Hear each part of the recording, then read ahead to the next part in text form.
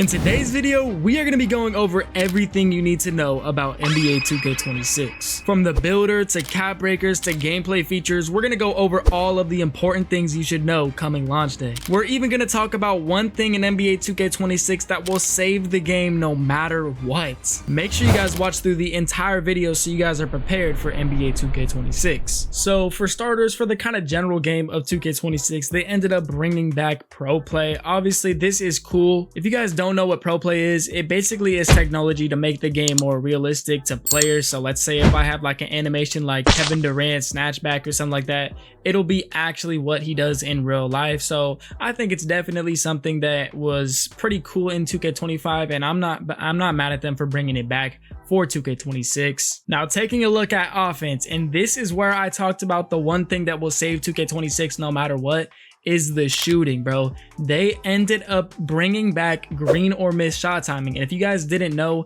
2K25 was fully RNG. I'm sure all of you guys know that. Basically, the shots that you took, man, it was hit or miss. You know, it didn't matter if you timed it right, bro. You would miss multiple shots and it would just mess up your shooting percentage. But this year, man, that has been completely removed. So it is literally just green or miss, which is what we need, bro. We need shooting to come back to its best form, because that's what makes 2K fun, bro. You don't want to be, you know, having a 99 three-pointer and then missing just wide open shots that you're timing right, bro. So I'm super glad that they brought this back. And honestly, like the rest of this, bro, like it could be not that great. It could be pretty mid, but as long as there's shooting in this game, it's going to make the game 10 times better, and that is a fact. They've added like this signature go-to post shot right here. Honestly, I'm not really sure how I feel about this. We're just gonna have to see with time for things like this, because this is something completely new. So I'm assuming it's just like a regular go-to shot, but it's like a post move like Jokic is right here. There might be some cheesy, super cheesy post move that every post scorer is going to be doing, and it's going to break the game. I mean, who knows, right? We can really only speculate on kind of stuff like this because it's not out yet and we're not sure how it's going to work. They've also brought back rhythm shooting, but basically it doesn't make your green window higher. It basically just gives you better control over your jump shot. So I'm not really sure. We're also not really sure how that's going to play out. Obviously, I think I'm going to stick with button shooting, because button shooting is just the easiest and that's what everyone's just used to. But I mean, honestly, after 2K25, I'm probably more used to rhythm shooting, so I'm definitely going to see how it works. But since it doesn't boost your green window, I don't think it's probably worth it, because I feel like just button shooting is just way easier in general. But I mean, who knows? Maybe it becomes super easy to time your jump shot with rhythm shooting. Once again, we're just gonna have to see that with time. They've also introduced custom layups into the game. So basically, this is like you can choose your exact layup animations that you want from each player. Like before, it would just be a layup package, like all right, Austin Reeves layup package, Jason Williams.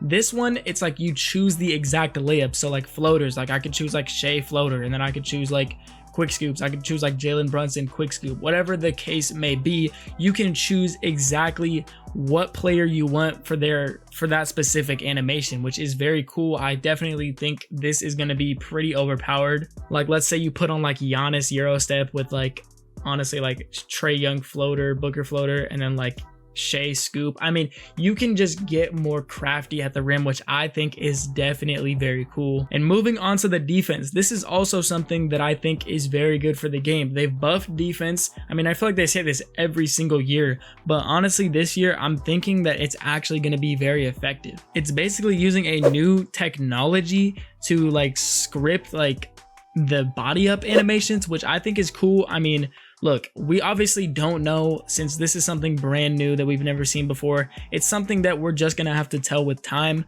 but I definitely think that this could be something that honestly works out well. Pro Play worked out pretty well, so if they can do the same thing with defense, I think that would be very sick. Interior defense, they basically just say it's gonna be better. I mean, who knows with that. They've introduced a rebound timing, which I think is super weird, but we're just gonna once again have to see how it plays out in 2K26. Basically, you can green your rebounds, which I think is weird. It's definitely something very new. So I mean, we're like, again, like I keep saying, I'm gonna keep saying this throughout the video, when there's something completely brand new, we're just gonna have to see how it plays out in the game. You know, we're not gonna be able to like, oh, say this is gonna be good, say this is gonna be bad, because we have no idea, because this is a brand new feature that we've never seen before in any 2K. But I think this could have some potential, maybe. You know, you like, it's kind of brings skill into rebounding. Obviously, rebounding is already skill, but like it just adds a whole new element into it. Like, you could be in the best position, but someone could just green you. I mean, I don't really know how it's gonna work, but I guess it doesn't, like, if you excellent time a rebound, I guess you're not guaranteed to get the rebound. Like it says here, excellent timing can significantly boost your chances of securing the board. So it's not like a 100%, like if you green the shot, like if you green a shot, you obviously make the shot. It's not like that with rebounding. If you green the rebound, you could still get out rebounded. They're also implementing this quick protect, where basically you kind of just do a flick and then it will like counter it if you think your opponent's about to steal, which is definitely something that we've needed in this game for a while, because sometimes you get stuck in an animation that you don't even want to do, and then you end up getting the ball plugged. So as a guard, this is going to be super useful. Now, this is something that I think is also going to be very huge for 2K26. Basically, if you hold down the left trigger as you're about to catch the ball, you don't go into a dip. So basically, you get the shot off faster. So for spot ups like locks, poppers, and stuff like that,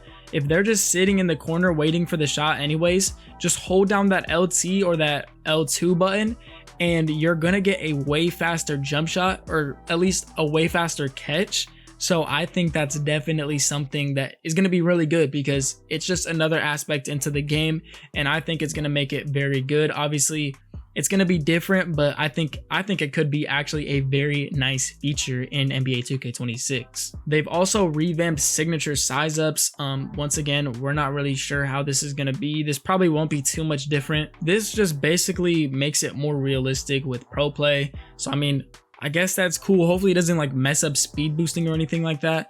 But yeah, that's pretty sick. And then there's some new features here like slow motion Euro steps, wrap passes, alley-oops, and setting screens. Obviously, alley-oops and setting screens have always been in the game, but I'm sure that they're just a little bit revamped. Basically, the alley-oop button is just randomized to bring a little bit more skill. That's fine. And then you can kind of control which way you want to set your screens. That doesn't really have too much to do with Park. They've also implemented an AI coaching, which I think is just going to be kind of funny that AI's just taking over, man.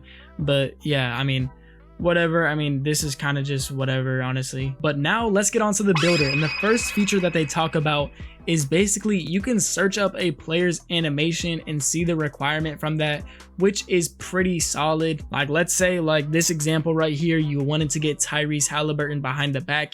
You can just search in Tyrese and then click on the animation that you want, and then you will be able to tell what animation requirements are needed for that specific animation, including height, attributes, and everything like that. They've also put in this build by badges feature, which I think is cool. It'll just make it easier to make builds. Like, for example, if you wanted like Legend Shifty Shooter, it would tell you what exact attributes you would need to get that badge. So that's also very cool. They're also showing you what body type you can get when you're making your build. So the weight and the height, what does it play on the body type? So that's also something that is going to be cool, because before you wouldn't really know what body type you're going to get. So I mean, that's just another cool feature that could help out when you're making your build. They obviously have these build templates like the NBA, the community, the Pro Tuned. Do not use any of these builds. These builds are all absolute gonna be just trash. Never use a template build. Just create your own build from scratch, whether either you create it or you search up a YouTuber's build. Do not create a community or an NBA or a Pro Tune build. These builds just, they don't have as much attributes as a regular one, and it's just not gonna be a good build. They also brought 10 times the number of archetype names, though, so that is tough. Hopefully they actually added like demigod or something. That would just be so tough. And then once you guys finish creating your build, there's also this new scouting report feature that basically tells you the strengths and weaknesses of your build. So for this example right here, and then the strengths are like a relentless downhill dunker. Obviously whatever the strengths that were made on the build, it just basically tells you that, I guess. So I mean, I guess that's cool. I mean, it doesn't really do much, but I mean, it's something nice to have for people that are new to making builds. They're also introducing 7-4 builds, so there's gonna be some cheesy post scores, man. I already know. They're also bringing back badge perks, but they're also buffing them because they are bringing max +2 badges, which are gonna be super tough because you're already getting this badge and then you get another one right here that you get a max +2, so that is going to be super huge. You can literally turn in a gold badge into a legend badge, so that is just going to be something that makes your builds much more overpowered. And then they have some, like, obviously regular badge perks. They're never too crazy, honestly. There's badge accelerators are back, takeover progression is back. Basically, they're making it to where you collect takeover tokens, and at the end, once you complete the whole thing, you're allowed to make your own takeover from scratch. So that's gonna take time to learn out, like, oh, which takeover should I make? And I'll definitely be showing you guys all of the best stuff on that when 2K26 comes out. But yeah, just another feature. I mean, definitely that sounds intriguing to me. I would definitely be interested to see how that works. They're also bringing in this thing called build specialization, and you basically choose a category in which you want to specialize in, and you will basically have quests. So example, if you choose the shooting quest line, you will get quests to like make 100 3-point or mid-range shots, and as you move up you get rewards like skill boosts, unique apparel and cosmetics, new archetype names and cap breakers for that skill area, and also permanent max 1 and max +2 badges. So that is pretty huge. And also, this is something that is pretty solid and pretty cool. Basically, they've made cap breakers much better. So let's just say like you have a build that has a really low free throw and your friends ask you to hop on rec. Basically, you can just apply one cap breaker to like free throw and it'll boost that category like +10, +15, whatever. The max you can improve something is +15. So this is something that is sick. It's not gonna like really help you like make a build, but if you've already made a build and you've been with that build, sticking with that build for a long time, and you don't want to remake your build just because you have like one area lacking, this basically just gives you a little bit of a boost on the categories that you're super low in. So definitely very cool. And then like for your regular ones that you want to upgrade, like if you already have a high perimeter defense and you like, let's just say you already wanted to get to like a 95 perimeter with this, you would still be able to do so regularly, like applying your +1s. And then the final thing is basically rebirth. So there's different tiers of rebirth: silver, gold, Hall of Fame, legend. Let's just say if I unlocked the Hall of Fame rebirth badge thing, I would get, let's just say if I had that on one build and then I made a new build, I would get every single badge unlocked once that I hit the attribute requirement.